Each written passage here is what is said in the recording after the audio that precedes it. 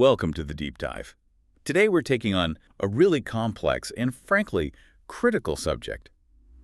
Pakistan. It's a nation shaped by so many contradictions, isn't it? Yeah, Nuclear power, a colonial past, a powerful military. it really is. And, the sources we're looking at today give us a pretty unique way into understanding it all. We're tackling the big stuff, geopolitics, internal stability, the economy, but through the lens of something quite unexpected: cricket. Cricket, right.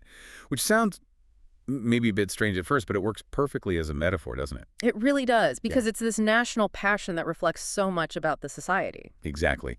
So our mission today is to really dig into these sources, use cricket as this reflection point for a society that's often held back by class, by these deep-rooted rivalries. Think of it as your shortcut to understanding why Pakistan acts the way it does globally and why it faces such intense struggles internally. And when you look at Pakistan, you're looking at a country whose whole identity is just fundamentally shaped by decades of really conflicted history, Yeah. especially with India, its main adversary. We're talking about a rivalry that's seen, 3.5 wars? That's the term used, yeah. Yeah. 1947, 65, 71, and then the Kargil conflict in 99, which was incredibly tense. Right. And nothing seems to capture that tension, that rivalry, that sheer national feeling better than cricket. Those India-Pakistan matches, they pull in absolutely massive global TV audiences, Yeah. consistently some of the biggest sporting events on the planet. Huge. It's way more than just a game. It's identity, it's anxiety, it's hope, all played out on that pitch. Okay, so let's unpack this cricket metaphor a bit more, because one of the most striking things the sources highlight is how cricket functions within Pakistani society. Yeah. It's described as a meritocratic anomaly. That's the key phrase, yeah. And it's fascinating because cricket seems to carve out this rare space where, social mobility is actually possible based on skill. Which is unusual there. Very. In a country where your background, your family, your connections, they tend to dictate everything else: education, government jobs, business opportunities. Cricket is one of the few places that genuinely seems to recruit based on raw talent. So it's a door that's open, potentially, when so many others are closed. How does that work in practice? How do they find these players? Well, the system seems quite relentless about it. The scouts, they look everywhere. They don't seem to care if someone's from a poor background or a remote village. Right. Some of the biggest stars have come from literally nothing, rising purely because they were brilliant with the bat of the ball. It shows that, at least in this one arena, those rigid structures of privilege can sometimes be, bypassed. And the nature of the game itself seems to amplify this focus on the individual, Yeah. turning these players into instant national figures. Absolutely. It's not quite like football, say, where the team focus is maybe stronger. In cricket, you have the batsman alone facing the bowler. They're immediately identifiable. And that very quickly turns them into either national heroes or, if they fail under pressure, chokers. Which, resonates incredibly deeply with people looking for figures to believe in or sometimes figures to blame. That kind of high-stakes, low-trust environment where one person's action defines the national mood sounds like it could be a pretty good reflection of the political scene we'll get into later. Oh, it's an exact parallel. It really is. Okay, let's talk rivalries then. India, obviously, is the big one. You mentioned the existential nature of it. India is, without doubt, the main adversary. The political tensions are just so intense that often they go years without playing each other in regular series. It's just too fraught. Wow. But when they do play, especially in those long 5-day test matches, there's this incredible psychological pressure. The sources mention this tendency, almost strategic, to play defensively, to aim for a draw, a tie, rather than risk the absolute national humiliation of losing. So avoiding defeat becomes more important than winning. In many ways, yes. It's seen as the safer bet, politically and emotionally. But the sources also highlight England as a key rival, perhaps a more consistent one. Why is that relationship significant? It's a different dynamic. If India is about existential conflict, England is about, the colonial past. They've played much more regularly, even through political tensions. This has built up what the sources call a deep and edgy cricket history. The results are pretty balanced, too. So it's about measuring themselves against the former colonial power. Exactly. In the sport that they essentially inherited from the British, there's a lot tied up in that. And the early figures in Pakistani cricket seem to embody that complicated post-colonial feeling. Like A.H. Kardar, the first captain. Kardar is a really interesting case. Oxford educated, described as an anti-colonial Anglophile. Which sounds like a contradiction. It does, doesn't it? But it reflects that blend of respecting the game's traditions while wanting to dismantle the power structures that brought it. And he was crucial in setting up that meritocratic idea we talked about. How so? He promoted young players based on skill over established names. Famously, he even dropped his own cousin from the team because he wasn't performing. Sent a clear message: talent over connections. And he also took a strong anti-apartheid stance early on. He did, yeah. Insisted Pakistan wouldn't engage with apartheid South Africa in cricket. It showed a kind of broader anti-colonial principle beyond just the game itself. Yet that colonial history still lingers.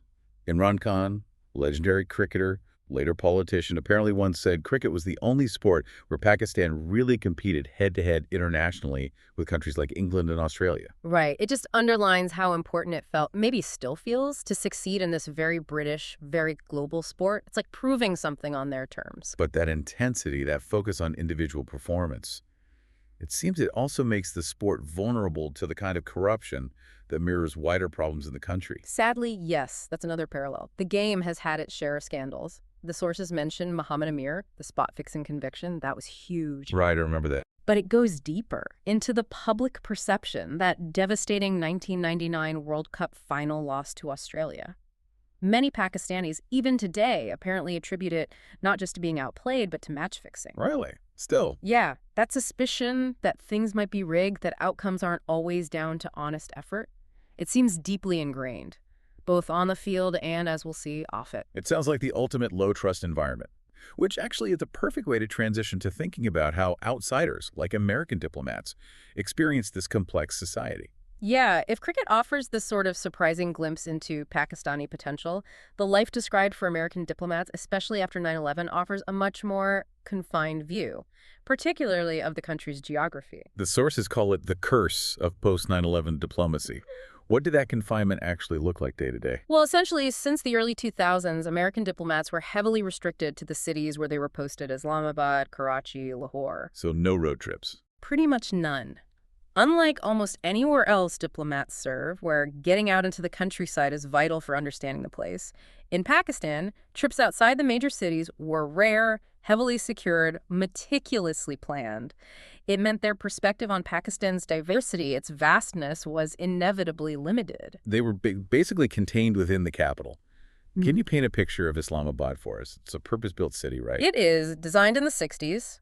Very spacious, wide avenues, lots of green space, uniform residential sectors or zones. It was meant to look orderly, planned. But maybe lacking a certain buzz. That's what the sources suggest. It lacks that organic, chaotic vitality you find in older cities.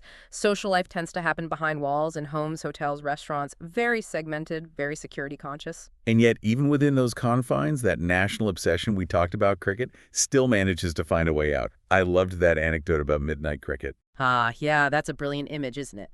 Diplomats driving through Islamabad late at night on these wide, often empty roads, and suddenly having to swerve to avoid cricketers playing a full match, fielders and all, right there on 7th Avenue under the streetlights. It just shows how pervasive it is. You literally can't escape it. Exactly. Even in the bubble, the national game finds you. And the city's architecture itself seems to reflect a kind of guardedness, a bit worn down. It does. You have these spectacular flowering trees, jacarandas, crepe myrtles, just beautiful bursts of color. But a lot of the buildings are described as this kind of decaying, concrete, 1960s brutalist style. Right. Behind the walls, in the government offices, the shopping areas, there's a sense of things being a bit dilapidated, a bit weary. Institutional fatigue, maybe, set against this natural beauty. And the U.S. Embassy itself went through a huge change, Yep. reflecting that tension between wanting to be immersed and needing to be secure. A massive change. The old embassy compound was apparently quite small, offices were cramped.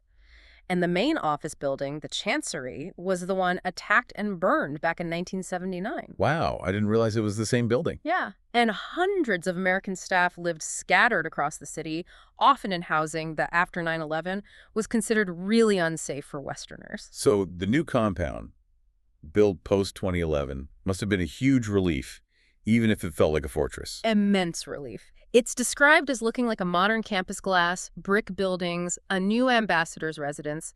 Crucially, it included 3 big apartment blocks, 8 stories high, Okay. enough to house most of the U.S. staff right there, on site. Safety, comfort, drastically improved overnight. Non-negotiable, really, in that environment. But that had knock-on effects, right, for the local economy. Oh, absolutely. The sources say it instantly gutted the Islamabad home rental market. The U.S. government had been the main tenant for high-end properties. Suddenly, they weren't renting anymore. But for the staff, there was a trade-off. Some felt even more isolated, missing that sense of being connected, even just physically, to nearby Pakistan. Safer, yes, but more removed. But here's the paradox. Despite being physically constrained, despite these short, intense, one-year unaccompanied tours where teams had to gel really quickly, American political officers still got amazing access. That's the surprising part. For the political section staff, Pakistan was often seen as a treat in terms of access. They could frequently meet with senior politicians, journalists, NGO leaders, business people, access they might only dream of in other countries. Even with the security concerns and presumably surveillance. Even with the awareness of, prying eyes from Pakistani intelligence, the conversations were apparently still remarkably direct and insightful. So, yes, a real paradox, confined geographically, but often deeply engaged politically. And that diplomacy, however constrained, is happening against this backdrop of Pakistan constantly juggling its relationships with two major, very different global powers, the U.S. and China. Right. And China is often described as the indispensable partner. That relationship goes way back, rooted in their shared rivalry with India. But the key thing about the China-Pakistan relationship is its consistency. Consistency, that seems to be the watchword. Definitely. It's stayed remarkably steady, regardless of who's in power in Beijing or Islamabad. Authoritarian, military, democratic. It doesn't seem to matter much to the core relationship. Which is a stark contrast to the U.S. relationship. A huge contrast. The U.S. relationship has been, well, a roller coaster. Up and down, hot and cold. China offers stability. And that stability extends to crucial areas like military support. China stepped in when the West pulled back, right? Yes, particularly after the Soviets left Afghanistan in '89 and the West got more critical of Pakistan. China became a reliable source for military hardware. We're talking about things like the joint production of the JF-17 fighter jet, which is Pakistan's main fighter bomber. Okay. Plus tanks, submarines. It's a really robust security partnership, and it's something India always has to factor into its calculations. Then, in 2013, this relationship became much more visible economically with the launch of CPEC, the China-Pakistan Economic Corridor. CPEC was massive, announced as this huge, multi-billion-dollar initiative, China's flagship project under the Belt and Road banner. Huge investments, mostly state-led, in power plants, roads, railways, and that key port at Gwadar. But it wasn't all smooth sailing. The sources suggest the benefits for Pakistan were maybe not as straightforward as they seemed, particularly around the financing. Exactly. A lot of it was funded by loans, not grants. And a major issue that emerged, drawing global criticism, was that a huge chunk of the money seemed to flow right back to China. How so? Chinese companies supplied the materials, the equipment, often even the labor. So the economic benefits for local Pakistani businesses and workers were limited. This fueled that whole debt trap diplomacy, critiqued the fear that China was intentionally burdening countries with debt to gain leverage later. And this wasn't just an external critique. There was skepticism within Pakistan too, especially under Imran Khan. Yes, Khan's government came in questioning the transparency and maybe the overall value of some of these huge infrastructure projects started by the previous government.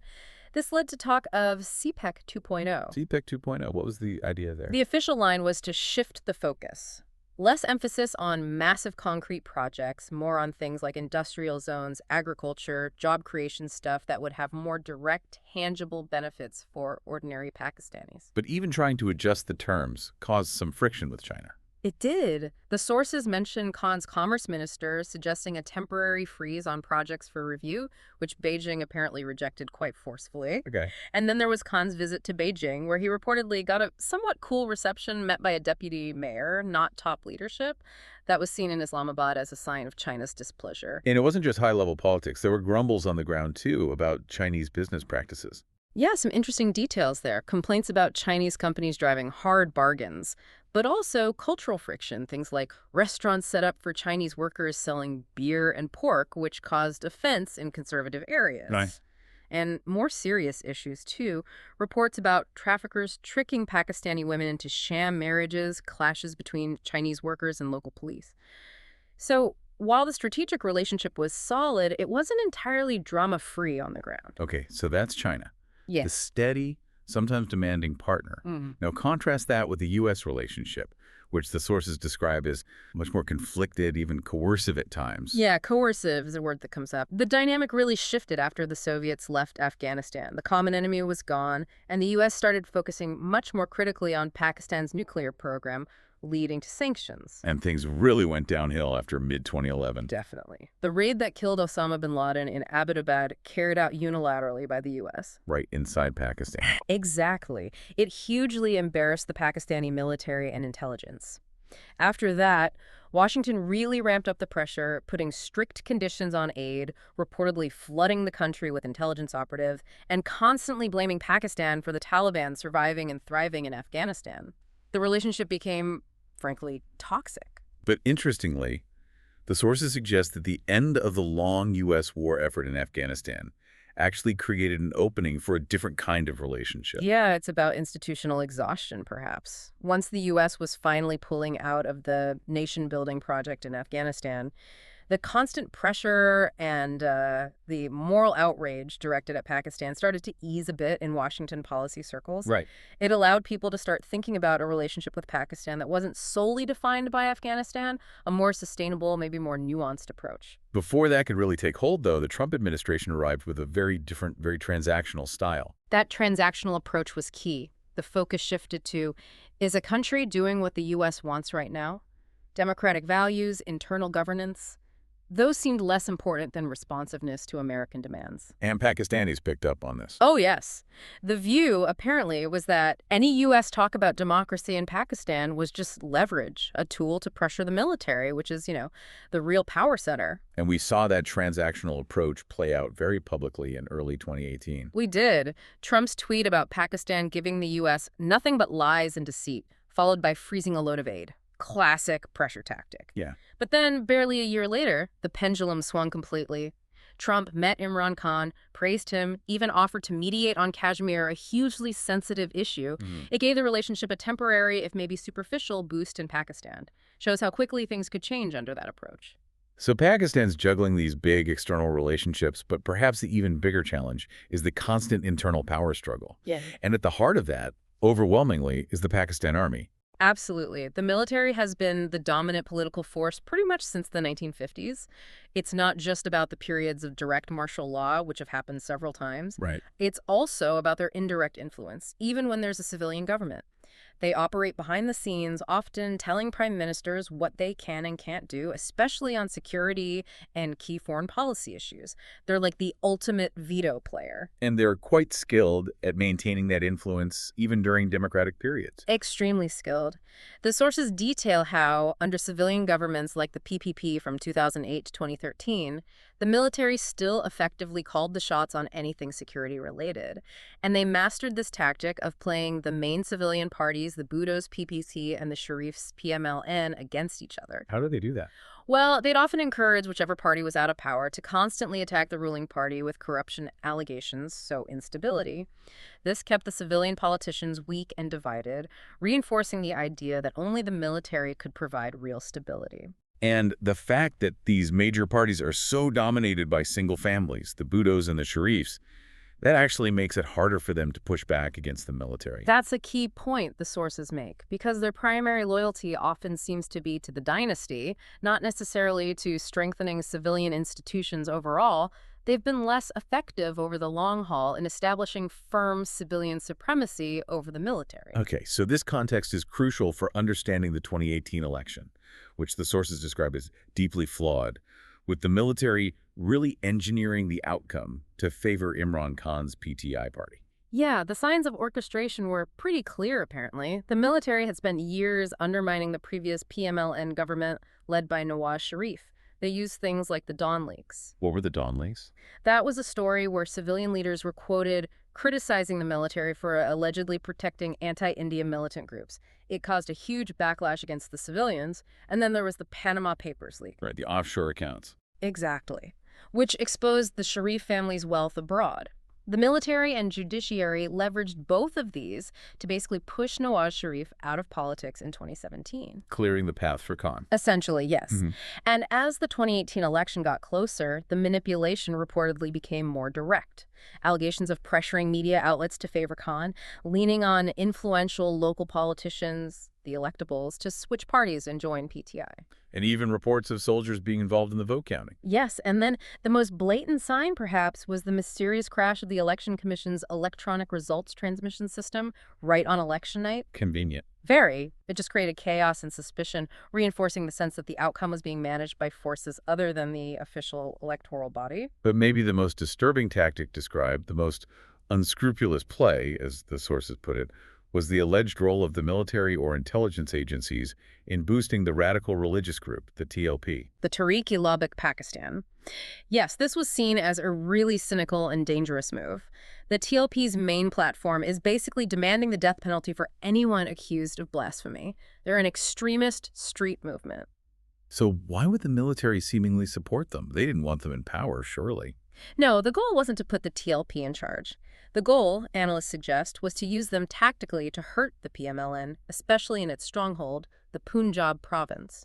How would that work? By running TLP candidates, they could split the conservative religious vote that might otherwise have gone to the PMLN.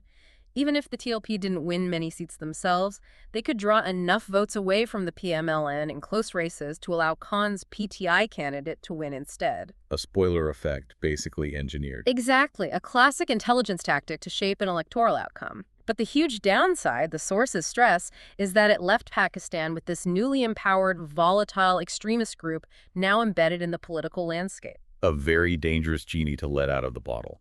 And we saw just how volatile that blasphemy issue is with the terrible case of Asia Bibi. Yeah, her case really highlighted the dangers. A Christian woman accused of blasphemy by coworkers after a dispute, sentenced to death based on what the courts later found to be very flimsy evidence. And speaking out in her defense was incredibly risky. Tragically so.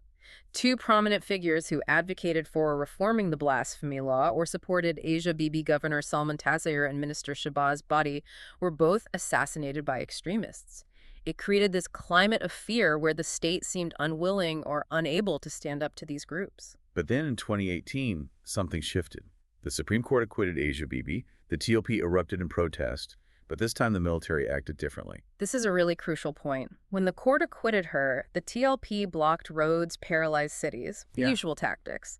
The civilian government initially seemed ready to appease them, but then the TLP leaders went too far. Wow. They started making direct threats against the Supreme Court judges and critically against the chief of the army staff himself. They threatened the army chief. That was the red line. As soon as that happened, the military's stance changed completely. Suddenly, there were mass arrests of TLP leaders and activists. The protests just melted away.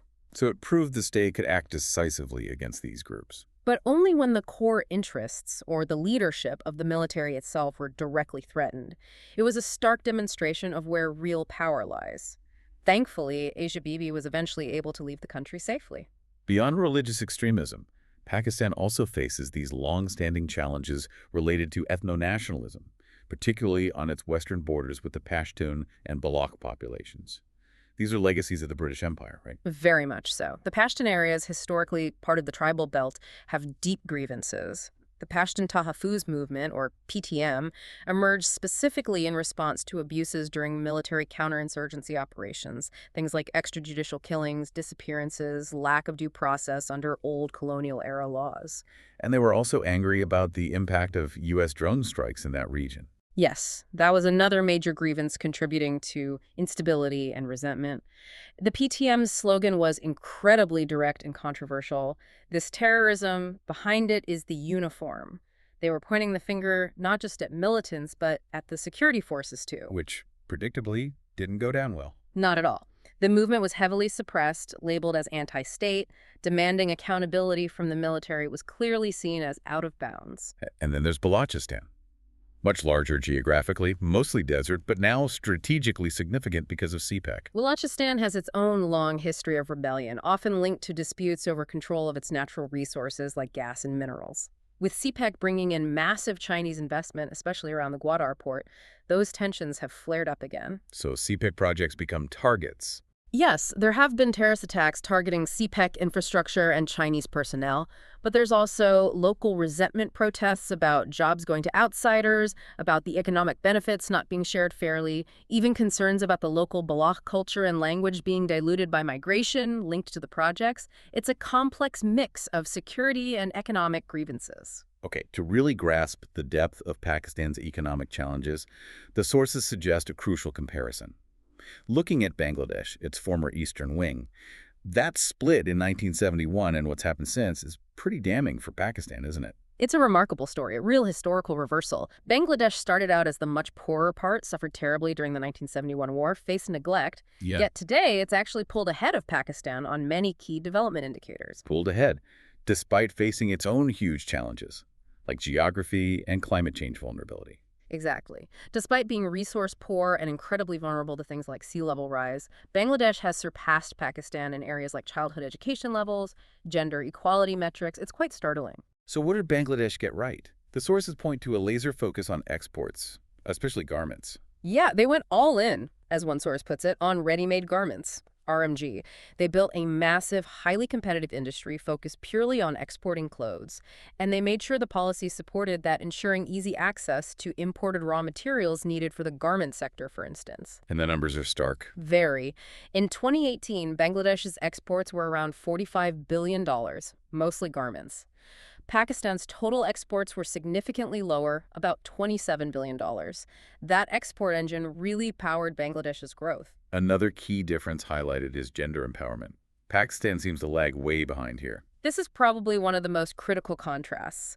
Bangladesh made a conscious effort to bring women into the workforce and improve female education.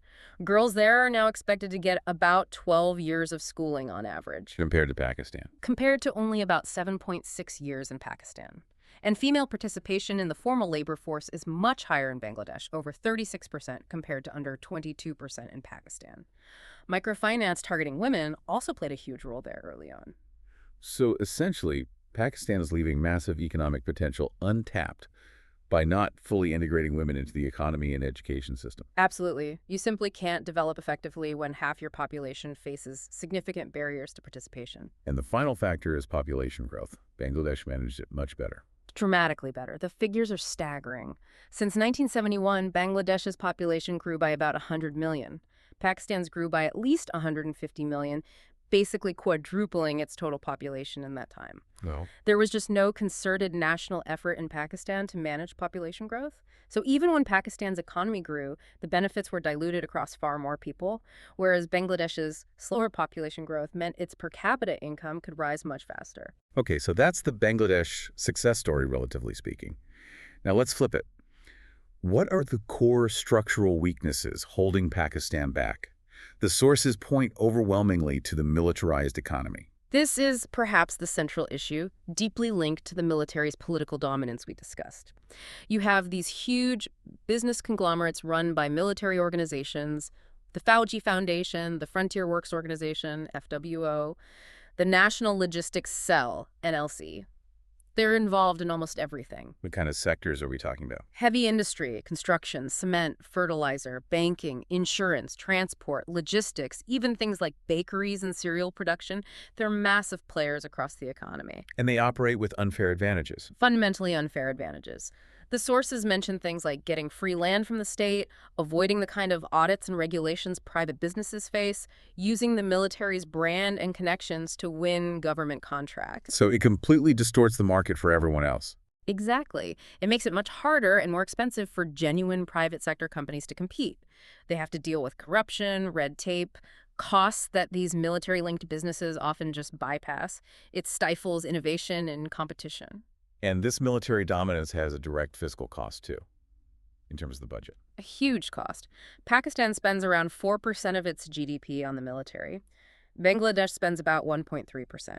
That massive defense allocation in Pakistan inevitably means less money available for crucial things like health and education, further hampering development. And the irony is, because Pakistan's economy stays relatively small, partly because of this distortion. India, even though it spends a smaller percentage of its much larger GDP on defense, still vastly outspends Pakistan in absolute terms. So the focus on military spending doesn't even guarantee relative military strength in the long run, while crippling the economy.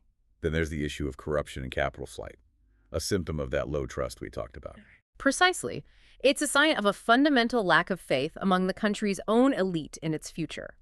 Instead of reinvesting profits domestically, there's this tendency to siphon money offshore, buying property in Dubai or London, moving assets abroad. Which just drains the economy further. It's a vicious cycle. Lack of trust leads to capital flight, which weakens the economy, which reinforces the lack of trust. And finally, the sources mention sheer policy inconsistency, a hot mess of policy reversals. Yeah. Because civilian governments are often fragile, short-lived, and constantly looking over their shoulder at the military, it's been incredibly difficult for Pakistan to implement and sustain coherent, long-term economic strategies, whether for boosting exports, improving education, or anything else. Unlike Bangladesh, which had more political stability, allowing for more consistent policy focus over decades. This internal fragility, political and economic, inevitably spills over into Pakistan's relationships with its neighbors, particularly the volatile ones. Let's look at that dangerous Kashmir escalation in February 2019. That really brought things to the brink, didn't it? It absolutely did. It started with that horrific attack in Pulwama, where a suicide bomber from the Jaish-e-Mohammed militant group killed dozens of Indian paramilitary personnel. The pressure on the Indian government to respond was immense. And they responded with the Balakot airstrike. Yes, India launched airstrikes against what it claimed was a militant training camp deep inside undisputed Pakistani territory in Khyber Pakhtunkhwa. This was a major escalation, crossing the line of control into Pakistan proper. India claimed significant success, hundreds of terrorists killed. But the sources cast doubt on that. They do. The assessment seems to be that the bombs likely missed their main target, with satellite imagery showing craters on a nearby hillside but little damage to the alleged camp. The phrase used was, "nobody was on the mountaintop." But regardless of the actual damage, Pakistan was publicly seen as having its airspace violated. So they had to respond militarily to save face. They felt they had to, yes. The next day, Pakistani jets crossed into Indian-ministered Kashmir, leading to an aerial dogfight. Pakistan successfully shot down an Indian MiG-21 and captured the pilot, Wing Commander Varthaman. Right, I remember his capture was huge news. It was. But the really interesting detail from the sources is how Pakistan apparently responded before the dogfight. Their jets reportedly fired missiles towards Indian military positions, but seemed to deliberately aim short of the targets. Aiming short, why would they do that? The interpretation is that it was a carefully calculated move. Demonstrate the capability to strike back, to restore deterrence, but without actually causing casualties that could trigger further uncontrollable escalation, retaliation without bloodshed. A signal to de-escalate. Exactly, and it worked, largely because Pakistan then handled the captured pilot's return quite magnanimously. Varthaman was released quickly. That allowed both sides to step back from the brink. The U.S., which had initially seemed to condone India's strike, apparently had to work hard behind the scenes to broker that de-escalation, fearing things could spiral towards a nuclear exchange. A scary moment. Now, looking west, the end of the U.S. war in Afghanistan has created a whole new set of problems for Pakistan, particularly with the Pakistani Taliban, the TTP. Yes. This is the direct, perhaps predictable blowback from Pakistan's long-standing policy of supporting or tolerating the Afghan Taliban. It was seen as strategic depth against India, a way to maintain influence in Afghanistan. The so-called double game. Right. But now the Afghan Taliban are in power in Kabul, and Pakistan is facing a major surge in attacks from the Pakistani Taliban, the TTP, which operates from sanctuaries inside Afghanistan. So the TTP is using Afghanistan as a base, just like the Afghan Taliban used Pakistan. Precisely. It's a profound irony. The Pakistani military, which spent years enabling the Afghan Taliban's insurgency, is now pressuring the Taliban government in Kabul to crack down on the TTP fighters finding refuge there. It's a dangerous situation that could easily destabilize Pakistan's western border regions further. And this new reality in Afghanistan dramatically changes the U.S.-Pakistan relationship too. With the war over, U.S. leverage has dropped significantly. Massively.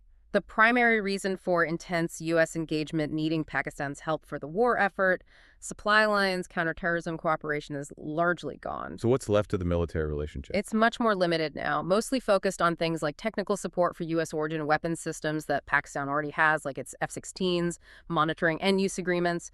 But the era of deep strategic dependency is over. Given that, what's the suggested path forward for Washington? Keep using pressure, sanctions. The sources argue strongly against relying mainly on coercion.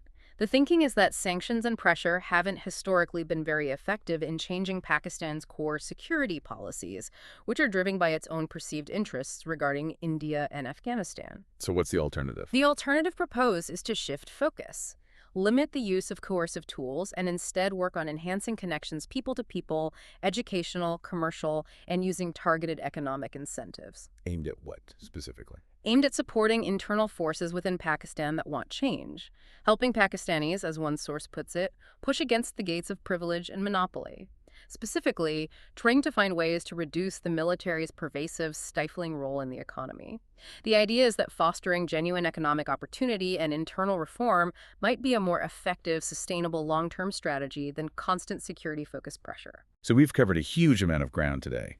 From the surprising meritocracy and deep-seated corruption in cricket to the life of diplomats behind high walls, Pakistan's balancing act between China and the U.S., and that overwhelming influence of the military on politics and the economy. It's an incredibly complex picture. It really is, and if there's one thread running through all of it, it's that the biggest obstacles Pakistan faces seem to be internal. It's the entrenched interests, the military establishment, the political elites who seem resistant to the kind of fundamental change needed. That low-trust environment we kept coming back to, it just seems to perpetuate itself. Which means real transformation, if it's going to happen, probably has to come from within Pakistan itself. Ultimately, yes. The sources suggest Pakistan will only truly change if Pakistanis demand it. That requires those with privilege to be willing to cede some power, and those who've been marginalized to push for genuine reform, not just their own turn at the trough. The best hope seems to lie in a gradual, difficult process of reducing the influence of militarism, militancy, and intolerance. It's a monumental challenge. So as we wrap up, we want to leave you, our listeners, with something to think about, tying back to that initial idea of cricket as a fleeting glimpse of meritocracy. Given everything we've discussed, the decades of military interference, the elite capture, the economic distortions, what kind of external incentive could actually work? What financial, diplomatic, or maybe even technological support could genuinely help Pakistanis break that cycle and unlock the kind of potential that sometimes flashes through in their national sport? What stands out to you?